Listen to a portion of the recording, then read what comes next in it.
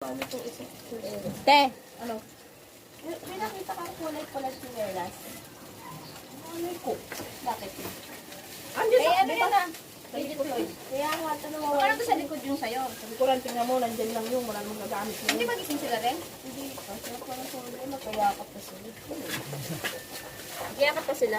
Yung pinto, sinirado nyo kasi nakabukas ang aircon.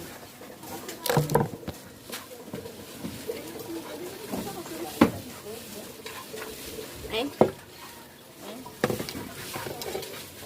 Mga hugasan na to? Mga iniwan na ng mga ano? Mga batang hamog? Para sumikat tayo, be. Kailangan natin i-push yan. Wala na tayo iba pagkakakitaan. Kung paraan mo na, Jay, magkasain mo na ako. Oh, kasi kung kasi para sa'yo. Hindi ka magtulong ng saan luluto mo. Para ito mga, sasalin ko sa isa yung kaserolang malaki. Kayo sabaw.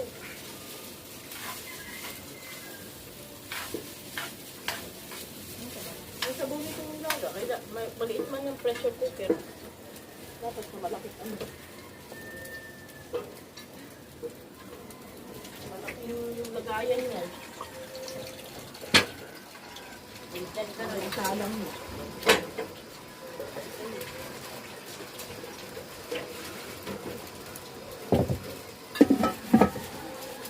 Tama na ito sa sabaw, no? Ito. Pwede mo? Laga? Oo, yun. Or yung isang, ano, Kahit. yung isang puti. Ganyan. Ayan, puti na lang. Oo. Ay, yung ito siguro takip niyan. Lakay, ate Iwa mo. Hanapin mo si ate Iwa mo. Si ate Iwa. Oh, inutusan ka pa talaga ni Jitbay. Galing magpasunod ah. Ay, dito, G, oh, ito. Sakto. Yung Metroy. Ang galing niya, utusan niya eh. Ang hirap kaya utusan eh.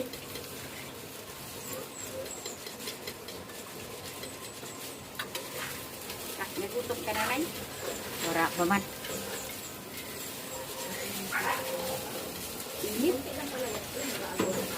Panis na ito eh.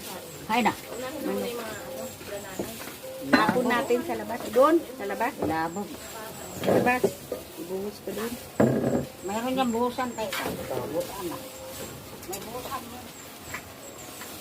Na yung laman lang na yung kunin nyo na. Tapos yung ano, itapon nyo na. Hugasan nyo na para hindi magbaho kayo may nyug. Yan, yung laman lang ang kunin nyo. Yung ano yun? Pakain nyo sa aso. Ba't panis na yan, ma? Panis na. Ma, yung buto. Sa aso.